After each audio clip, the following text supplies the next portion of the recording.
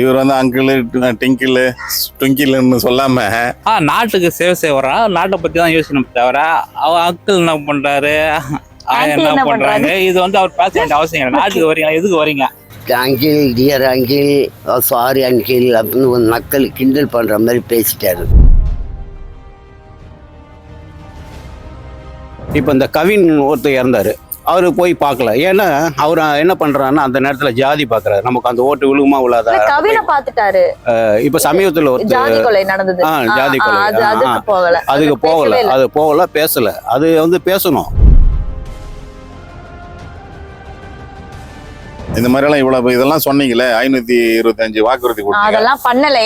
ஏன் எவ்வளவு நீங்க பண்ணலையே? எல்லாத்தையும் பண்ணிட்டு 90% இருந்தீங்களே. இதெல்லாம் வந்து எடுத்து சொல்லலாம் மக்கள் கிட்ட புரியும். அதனால இவர் தன்ற தவிர அவர் சொல்லலாம், அவர் பண்ற தவிர இது வந்து மக்களுக்கு ஒரு நல்லதான் இது.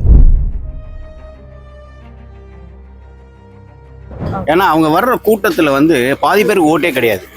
ரெண்டாவது ஒரு மெச்சூரிட்டி கிடையாது, ஒரு புரிதல் கிடையாது. ஒரு பிரச்சனை அது நல்லா பண்றாரு. ஆனா விஜய் ஏன் பேச விட மாட்டாங்க? விஜய் பேசணும்னா அவருக்கு வந்து ஒரு பயம் வந்துச்சு. என்ன பயம்? என்ன 6 மணிக்கு மேல பேச மாட்டேன்றாரு. அதுல என்னமோ ஒரு அதுல 6 மணிக்கு மேல ஏன் பேச மாட்டேன்றாருன்னா ஒரு சந்தேகம் இருக்கு எல்லாருக்குமே. வித்தியாசமா சொல்றீங்களே, எப்படி அது? ஆமா, அவருக்கு ஒரு சில பழக்கங்கள் இருக்கு. சார், சமீபத்துல விஜய் அவர்களுக்கு நிறைய தடைகள் கொடுக்குறாங்க திமுக. வெறும் 25 நிமிஷம் தான் பேச வைக்கிறாங்கன்னு சொன்னாங்க. ஆனா திமுகவோட தொண்டர்கள் எல்லாருமே என்ன சொன்னாங்கன்னா, விஜய் அவர்கள் மேடை ஏறினாவே ஸ்டாலினை பத்தி அங்கிள் அங்கிள்னு பேசுறது, அவருக்கு பேசுறதுக்கே சரியா தெரியல. ரீசெண்டா நடந்த மாநாடுல ரீசெண்டா நடந்த இஷ்யூஸ் பத்தி, ப்ராப்ளம் பத்தியே பேசாம வெறும் திமுக பாஜகவை பத்தி தாக்கி பேசுறது எதனால? அதனால 25 நிமிஷம் பேச கொடுத்துட்டாங்க. அப்பயாவது எதை பத்தியாவது பேசுறாரா அப்படிங்கிற மாதிரி கேக்குறாங்க. இப்போ இந்த 25 நிமிஷத்துல அவர் எதெல்லாம் கவர் பண்ணணும்? மக்களுக்கு தேவையான அன்றாட பிரச்சனைகளை வந்து அவர் பேசணும். ஆனா இதுவரை பேசல. அவர் என்ன பண்றாருன்னா சனிக்கிழமை மட்டும்தான் தேர்ந்தெடுக்கிறாரு. 6 மணிக்கு மேல பேச மாட்டேன்றாரு. அதுல என்னமோ அதுல 6 மணிக்கு மேல ஏன் பேச மாட்டேன்றாருன்னா ஒரு சந்தேகம் இருக்கு எல்லாருக்குமே. வித்தியாசமா சொல்றீங்களே, எப்படி அது? ஆமா, அவருக்கு ஒரு சில பழக்கங்கள் இருக்கு. அந்த பழக்க வளர்த்துக்குனால அதெல்லாம் கண்ட்ரோல் பண்றாரு. ரெண்டாவது வந்து யாரையுமே நேர போய் சந்திக்க மாட்டேங்கிறாரு. வீட்டுக்கு கூட்டு வந்து பாக்குறாரு. மக்களா இருந்தா தான் அவர் வந்து ஏத்துக்குவாங்க. இல்லைன்னா அவர் இப்போ சீமானாவது கொஞ்சம் பேசுறாரு. எனி டைம் வந்து கண்டினியூவா வந்து அவர் வந்து மக்களா இருக்கிறாரு. சில சமயம் பேசுறத மாத்தி பேசுறாரு. இருந்தாலும் அவர் வந்து மக்களா இருந்து பேசிட்டு இருக்காரு. இவர் மக்களா இல்லை, தன்னுடைய ஃபேஸ் இருந்தால் போதும் அப்படின்னு நினைக்கிறாரு. அது கண்டிப்பாக அது எடுபடாது. அது எம்ஜிஆர் காலத்தோட போச்சு. எம்ஜிஆர் வந்து தொடர்ந்து அரசியலில் இருந்து அதுக்கப்புறம் தான் வந்தார். இவர் திடீர்னு வந்து நான் முதலமைச்சர் ஆவேன் அப்படின்றது கண்டிப்பாக அது நடக்கவே நடக்காது. ஒரு 10% ஓட்டு வாங்குறதுக்கு வாய்ப்பு இருக்கு. ஏன்னா அவங்க வர்ற கூட்டத்தில் வந்து பாதி பேருக்கு ஓட்டே கிடையாது. ரெண்டாவது ஒரு மெச்சூரிட்டி கிடையாது, ஒரு புரிதல் கிடையாது. அதனால அவருக்கு அந்த வாய்ப்பு இல்லை. 20 நிமிஷத்தில் கவர் பண்ண வேண்டியது கஷ்டம். டைமிங் வந்து ரொம்ப கம்மி. ஏன்னா நிறைய பிரச்சனை இருக்குது நாட்டில். அதை வந்து எல்லாமே எடுத்து சொல்கிறதுக்கு வந்து கஷ்டம். இவர் வந்து அங்கிள் டிங்கிள் டுங்கிள்னு சொல்லாமல் மக்களுக்கு வந்து இதெல்லாம் பண்ணணும். இவ்வளோ பிரச்சனை இருக்குது. ரோடு சரியில்லை, தண்ணி சரியில்லை, டிரான்ஸ்போர்ட்டு சரியில்லை, எல்லாம் ஓட்டல் இருக்குது, எவ்வளோ ப்ராப்ளமாக இருக்குது. இது ப்ராப்ளத்தெல்லாம் சரி பண்ணணும், அதை சொல்லணும். அதை விட்டுட்டு அங்கிள் ட்விங்கிள்னு எதுக்கு சொல்லிக்கிட்டு? அவன்னா அங்கிள் தான் ஆல்ரெடி. அப்போ வந்து எதுக்கு அதெல்லாம் சொல்லியிருக்கோனால மக்களுக்கு என்னென்ன பிரச்சனை இருக்குது. இப்போ வந்து எல்லாம் வந்து மகளிர் வந்து பணம் தரேனாங்க. சும்மா அப்ளிகேஷன் எங்கே பார்த்தாலும் கூட்டமாக சேர்ந்து எல்லாத்தையும் வாங்குறாள் தவிர இதெல்லாம் கொடுத்ததில்ல. அந்த அப்ளிகேஷனை வந்து எங்கேயோ ஒரு வைகை ஆற்றுல வந்து மிதக்கின்னு போயின்னுக்குது. இதெல்லாம் வந்து எடுத்து சொல்ல மக்கள்கிட்ட போய் எடுத்துன்னு போனோம். அதை விட்டுட்டு அதை வந்து அது கொடுக்குற டைமை வந்து கரெக்டாக வந்து பொன்மொழிகள் மாதிரி கரெக்டாக சொல்லி மக்களை வந்து இந்த பிரச்சனை இருக்குதுன்னு சொல்லி மக்கள்கிட்ட எடுத்துன்னு போனோம். அதுதான் மெயின். அவர் வந்து பேசணும்னு வரும்போது அவர் வந்து நாட்டுக்காக சேவை செய்ய தான், அரசியலுக்கு வர்றதே வந்து நாட்டுக்கு சேவை செய்ய தான், மக்களுக்கு வந்து சேவை செய்ய தான் வராங்க. இவங்க என்னன்னாக்கா இவங்க வந்து எதிர்கட்சி என்ன பண்றாங்க, அவங்க என்ன பண்றாங்க, இதை பத்தி யோசிக்கிறத விட்டுட்டு நாட்டுக்கு என்ன நல்லது பண்ணணும், நாடு முன்னேறதுக்கு என்ன செய்யணும், இதை பத்தி அவர் யோசிச்சு பேசினா கொஞ்சம் நல்லா இருக்கும். சரி, என்னென்ன முன்னேற்றங்கள் வந்து எதிர்பார்க்குறீங்க? ஒருத்தர் வந்து இந்த வேலை வாய்ப்பு அதிகரிக்கணும்னு சொன்னாங்க. நீங்க எதை எதிர்பார்க்குறீங்க? நிறைய இருக்குதுங்க. வேலை வாய்ப்பு மட்டும் கிடையாது. இங்க பாத்தீங்கன்னாக்கா ஹாஸ்பிட்டலு, எஜுகேஷன் எல்லாமே வந்து பாத்தீங்கன்னாக்கா இங்க வந்து ரொம்ப காஸ்ட்லியா இருக்குது. இதை கொஞ்சம் சீப்பா கொடுத்தாக்கா மக்களுக்கு கொஞ்சம் நல்லா இருப்பாங்க. அவன் வந்து ஸ்டாலின் வந்து ஒரு ஆள் நல்லாதாம்மா பண்ணிட்டு இருக்காரு. பண்ணாலும் சில இதில் வந்து ஒரு பிரச்சனை அது நல்லா பண்றாரு. ஆனா விஜய் ஏன் பேசவே விட மாட்டாங்க? விஜய் பேசணும்னா அவங்களுக்கு வந்து ஒரு பயம் வந்துச்சு. என்ன பயம்? திமுக என்ன பயமா இருக்கும்? மெஜாரிட்டி வந்துடுவாரோ அப்படின்னு சொல்லிட்டு இவர் கமிஷனர்கிட்ட சொல்லி இந்த மாதிரி போலீஸ் சொல்லி ஆர்டர் போட சொல்லி சிஎம் நினச்சா எது வேணால் போடலாம். அது போல் தான் நடந்துக்கிட்டு இருக்கு. இருந்தாலும் இவர் வார்த்தை தவறாக பேசாமல் நியாயமாக பேசினா ஓரளவு மக்களை வந்து கவர முடியும். 25 நிமிஷத்துல விஜயால பேசிட முடியுமா? முடியாதுமா. இவங்க போகிற கண்டிஷன் அந்த மாதிரி இருக்குது. இதில் வந்து ஒரு சொதப்பல் தான் உருவாகும். விஜய் இப்போ கண்டிப்பாக வந்து விஜய் பாதி ஓட்டை பிரித்து விட்டுருவார். சின்ன சின்ன பசங்கள்லாம் பார்த்தீங்கன்னா விஜய் வந்து தீவிரமாக இருக்காங்க. ஏன்னா இப்போ மதுரை மாநாடு விற்கிற வண்டியிலையும் பாருங்க, நாங்கள்லாம் போய் 15 கிலோமீட்டர் நடந்தே போய் அவர் மீட்டிங்கை பார்த்துட்டு வந்தோம்.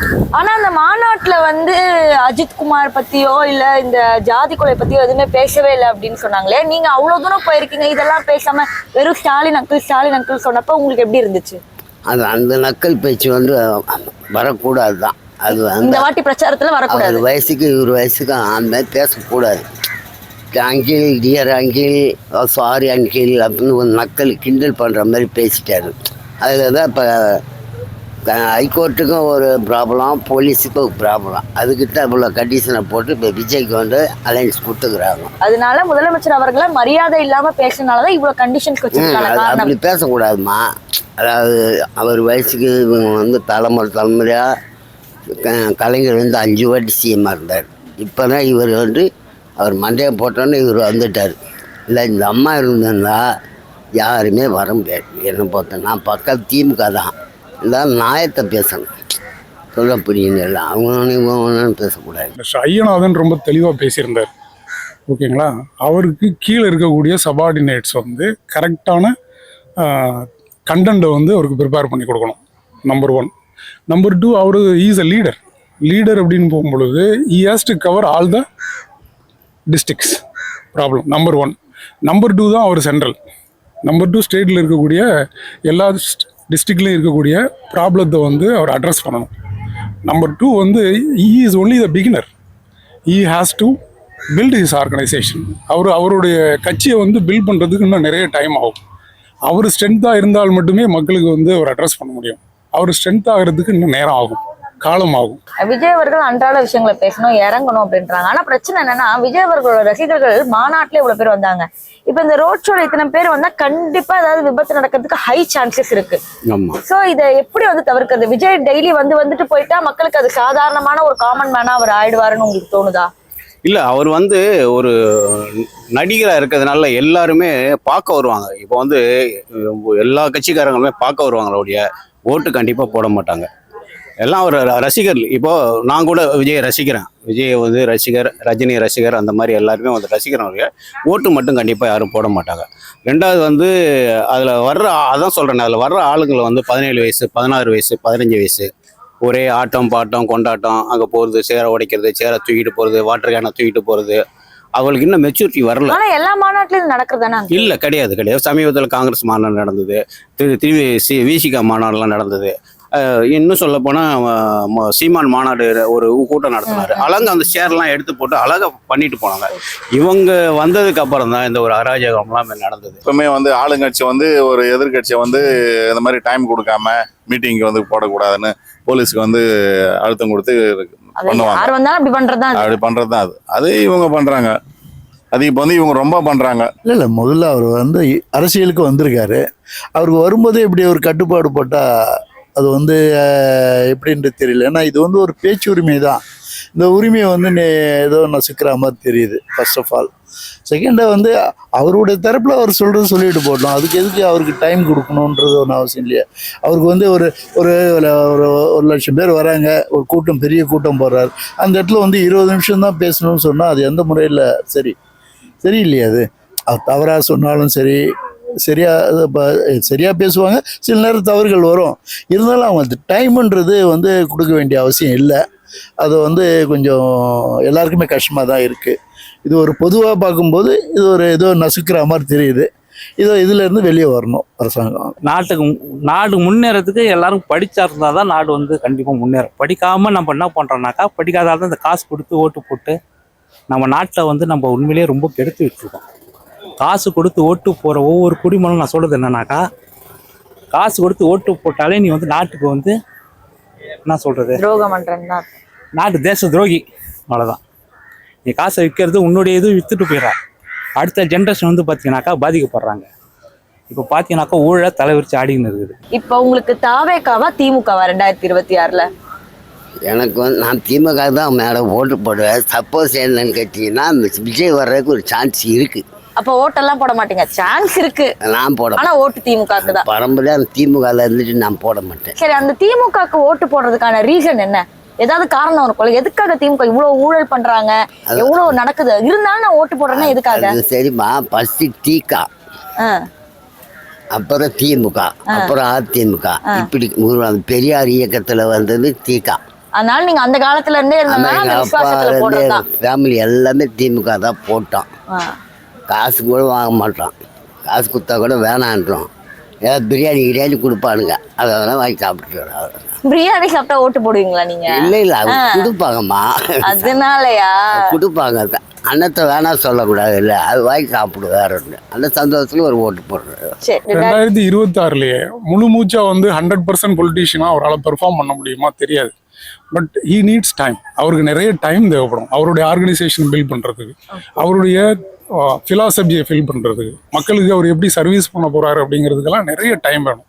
அவர் முதல்ல வந்து நடக்க ஆரம்பிக்கணும், அதுக்கப்புறம் தான் அவரால் ரன் பண்ண முடியும். அதுக்கு அவருடைய டீம் வந்து இன்னும் அவருடைய டீம் இன்னும் ஸ்ட்ராங்காக பில்ட் பண்ணணும். பில்ட் பண்ணால் மட்டுமே அவர் வந்து பப்ளிக் இஷ்யூஸை வந்து அட்ரஸ் பண்ண முடியும். பப்ளிக் வந்து ஒரு லாங்கர் டைத்துக்கு அவரால் சர்வை பண்ண முடியும். ஓகே சார், இப்போ நீங்க ஒரு காமன் மேனா நீங்க இவ்வளவு விஷயத்த பார்த்து பேசுறீங்க. இப்போ நடக்க போற பிரச்சாரத்துல 25 நிமிஷம் பேச போறாருன்னா, இப்போ உங்களுக்கு நீங்க நிறைய விஷயங்கள் பார்த்துருப்பீங்களா, இந்த இஷ்யூவை எடுத்து பேசினானா எது? இல்ல குடிச்சிட்டு கொஞ்சம் கலாட்டா பண்ணாங்களே விடுதலை சிறுத்தைகள். ஆமா, அது எல்லா கட்சியும் ஒரு பாட்டு ஒரு ஓரமா நின்று இது பண்ணிருக்காங்க, அது எல்லாம் பண்றாங்க, அது ஒத்துக்கிறேன். அது எல்லாமே வந்து அது வந்து மேக்சிமம் பண்றது கிடையாது யாரும். அதுல 90% கரெக்டா இருக்காங்க, ஒரு 10% அந்த மாதிரி பண்றாங்க. நீங்க வந்து உதாரணமா இருக்கணும். வளர்ற கட்சி எப்படின்னா முன் உதாரணமா இருக்கணும். நீங்களும் அதே மாதிரி தான் பண்ணுவோம் அப்படின்னா அப்புறம் எதுக்குது மாற்றம் என்ன இருக்கு? அதுதான் மக்கள் எதிர்பார்க்கறது. அவங்களோட என்ன நீங்கள் எப்படி இருப்பீங்க, உங்களுடைய வளர்ச்சி எப்படி இருக்கும், உங்களோட நாகரிகம் எப்படி இருக்கும், அது அந்த இதை அவங்க எதிர்பார்க்குறோம். நம்ம இன்றைக்கி இருக்கிற யூத் அதை எதிர்பார்க்குறாங்க. அதுக்கேற்ற மாதிரி அவங்க பண்ணணும். அதுக்கு அவர் அட்வைஸ் பண்ணால் தான் சரியாக வரும், இல்லைன்னா இது மோசமாக தான் போகும். இன்னொன்று அவர் என்ன பண்ணாருன்னா, இப்போ வந்து சமீபத்தில் வந்து அந்த இவங்க ஜெயிலேருந்து வந்தவங்க இறந்தவங்களுக்கெல்லாம் வந்துட்டு எல்லாமே வந்து நான் வந்து உதவி பண்ணுறேன்னு சொல்லிட்டு நிற்க வச்சு ஒரு மீட்டிங் மாதிரி போட்டார். இப்போ இந்த கவின் ஒருத்தர் இறந்தார், அவர் போய் பார்க்கல. ஏன்னா அவர் என்ன பண்றாருன்னா அந்த நேரத்துல ஜாதி பாக்குறாரு, நமக்கு அந்த ஓட்டு விழுகுமா விழாதா. கவினை பார்த்துட்டாரு. இப்ப சமீபத்துல ஒரு ஜாதி கொலை நடந்தது, ஜாதி கொலை அதுக்கு போகல, பேசல. அது வந்து பேசணும். ஒரு தலைவர்னா எல்லாத்துக்கும் பொதுவாக இருக்கணும், அது கண்டிக்கணும். அதை போய் நம்ம பார்த்துட்டு வந்தோம்னா வேற ஏதாவது ஓட்டு பாதிக்குமா அப்படின்ற மாதிரி இப்போவே நினைக்கிறாரு. அப்போ வந்து ஒரு நம்பகத்தன்மை போயிடுது அவர்னால. ஒல்லி அவர் நடிகராக நான் வந்து பார்க்கலாம், அவ்வளோதான். நடிகரில் சூப்பர். அவர் அரசியலுக்கு வந்து அவர் வந்து தகுதி கிடையாது என்னை பொறுத்த வரைக்கும். இப்போ சீமான் அவர்கள் பத்தி உங்களுக்கு தெரியும் இல்லையா, அவர் என்ன சொல்லியிருந்தாருன்னா, ஒரு வாரம் வந்து அவர் ஹோம்ஒர்க் எழுதிட்டு வந்துட்டு சனிக்கிழமை பிக் பாஸ் மாதிரி வந்து பேசுவாரு அப்படின்றாங்க. இதெல்லாம் உண்மையா? இல்ல இதை பார்க்கும்போது உங்களுக்கு எப்படி தோணுது? அவர் சொல்றது கரெக்ட் தானா? ஆமா, கரெக்டா தான் இருக்குது அவர் சொல்றது. இப்போ ஒரு அரசியலுக்கு வந்துட்டு போது முழு நேரமா அரசியல் இருக்கணும், இரவும் பகல் பார்க்காம எது இருந்தாலும் போன மக்கள்கிட்ட பேசணும், பொது வழியில் வரணும். இது வந்து சனிக்கிழமை ஞாயிற்றுக்கிழமைன்னா ஏதோ வந்து பிக்னிக் போகிற மாதிரி போகக்கூடாதுல்ல. நீ வந்து ஒரு கட்சி ஆரம்பிச்சாச்சு, ஒரு தலைவர் என்னும்போது அது ஃபுல் அண்ட் ஃபுல்லாக இறங்கணும் 100%.